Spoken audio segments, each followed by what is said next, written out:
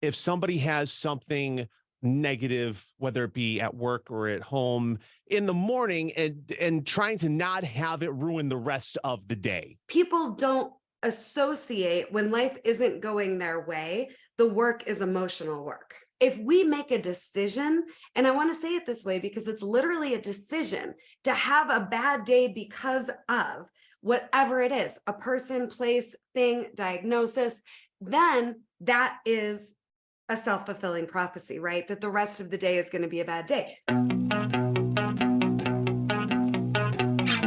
Mix 102.5, the best mix from the 90s to now. It's Big Poppa in the afternoon, Mental Wellness Wednesday with life coach Rebeccah Silence. Rebeccah, how are you? I am very well. I loved just singing Akuna Matata with you prior to the beginning of this episode. Well, I'm glad that well, we've known each other for so long that we literally, our conversations, depending upon the day and the time, can be from one extreme, like we're like goofy, silly, Yeah, laughing today, and other times one and or both of us are crying to the other one about who a bajillion different things. absolutely. And I'm glad, and I appreciate the fact that we have that dynamic and we have that friendship, and it's that we've built and had it grow over the years. Um, Absolutely. what I would like to bring up today has to do with emotions. And a lot of times something can happen in someone's day and it can just put a kibosh on the entire day. And I would like to talk about ways of, if somebody has something negative, whether it be at work or at home in the morning, and trying to not have it ruin the rest of the day. Yes. I love this conversation. And I love that you started by saying, I want to talk about emotions, because I think people don't associate when life isn't going their way, the work is emotional work. That's not what they think. Well, Rebeccah, how many times have you heard that, someone's been, on a quote unquote run of bad luck, and all of a sudden one bad thing happens on one day, and all of a sudden it's like, oh, shit, rah, rah. Yeah. Because that's what happens to so many people. Absolutely. So just last night, I'm going to start with a quick story, and then I have so much to say about this. I was in bed with my 8-year-old. We were actually watching the Ed Sheeran documentary So and good. loving that, right? And at the end, right before bed, she's like, Mom, I'm this friend and this friend and this friend. I'm not sure how to handle these things. And what ended up coming out was, what she was really afraid of is second grade ending and third grade starting, and she loves her class and she loves her teacher and she doesn't want change.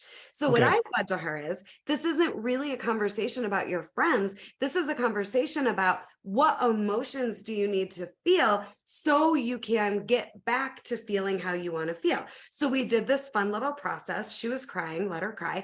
Then we did what I do with her is this anger release, where it's called air screaming. We go 1, 2, 3. If you're watching the video, I'm literally silently screaming.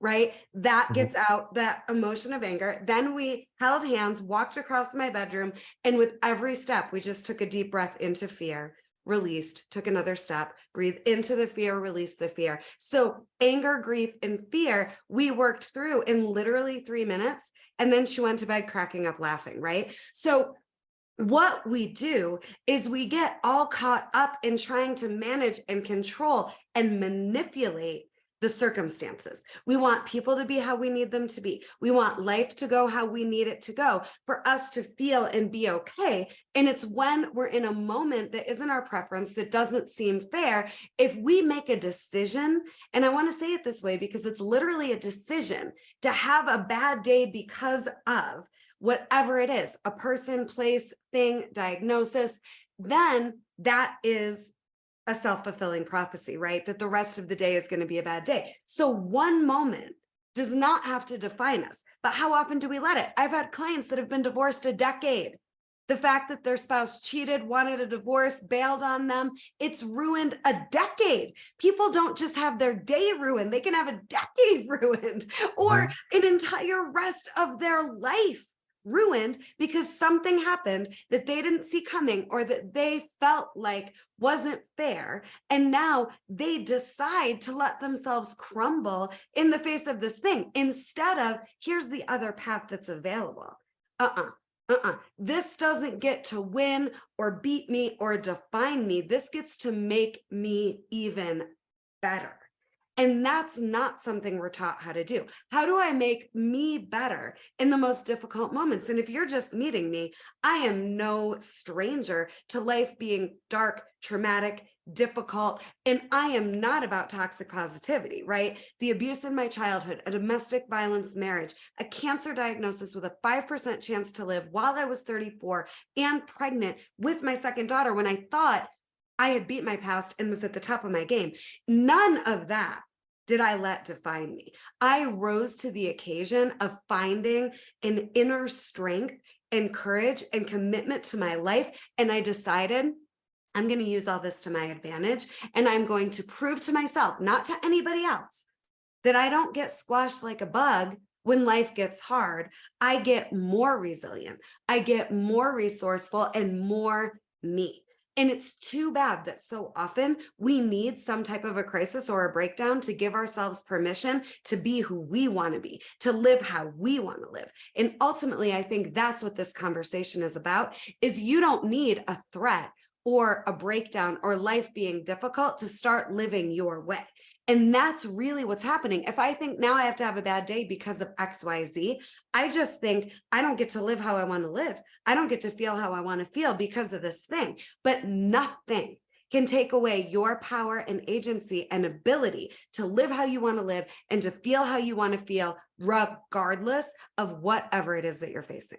All right. So Rebeccah, I hear everything that you're saying, and I feel like you're answering the question in a very big, broad, overall strokes. Someone walked into work today, they spilled coffee on their pants, and they got into an argument with, their significant other, and the day started out bad. How can they turn it around? Yeah. I love that. And we have to start off broad just to paint the picture of possibility. But number one, absolutely. But I also want to narrow it down because I love it. It's great. Yes, absolutely. What you're saying is what but then what, right? Beyond the concept. But for crying out loud, Rebeccah Silence, help me have a better day. Right. Today you can't sucks. just Help me have a better day. on the tonic, like no worries. No, that's not enough, right? Even though we get it. So number one, lighten up. Life's just happening. It's not happening to you. It's not happening for you. I freaking hate it when people say that. It's just happening. So lighten up. Neutral is the goal in the middle of a storm, right? Get to neutral. You don't have to like it. You don't have to feel good. You don't have to be joyful, but just get to neutral. How do you do that? You lighten up. I spill coffee on my pants. Oh my God. Hysterical. I have a fight with my spouse. I think about, I'm going to give them back whatever their problem is. I'm not taking it on. I'm going to go about my day, and I'm not going to let this steal my joy, my energy, my light, right? Say you get to work, someone else got the promotion, you didn't. There's something better coming for you. Now, that isn't about being toxic positive and trying to force yourself to find the good. It's literally what's meant for you. You can't ever mess up. You can't ever lose. And if something wasn't it that you were banking on, I promise you something better is coming. And I did say to my little second grader who's about to end school next week and start third grade in the fall, this was the best year you've ever had. You had an amazing second grade. Let's just make a decision. Third grade's going to be even better. And every year is going to be even better. And she looked at me and she's like, Mom, can we really say that? And I was like, why not? Make the decision that you're going to be your best and make the best of the moment in front of you. Lighten up, get to neutral, and then just make your next empowered decision. Is this easy? No. Is it this simple? Yes. You are never not having the power to choose at your fingertips. You are able to choose, and every choice is empowered or disempowered. Don't you dare let yourself be consciously making a disempowered choice. When you make a disempowered choice, you're human.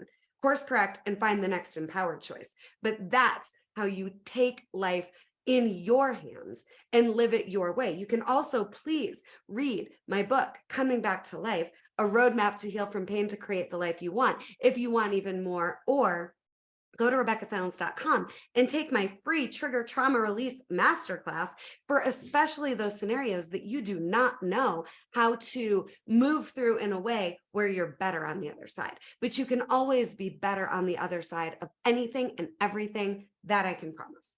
Okay, well, you did the book plug, you did the website plug. So it is a Mental Wellness Wednesday, and we do it every single Wednesday. And RebeccahSilence.com, life coach Rebeccah Silence. Thank you so much for the time. I love you. I appreciate you, I love and you. I can't wait till next time. Me either. This is so fun. Enjoy your lives, everyone. That's the point.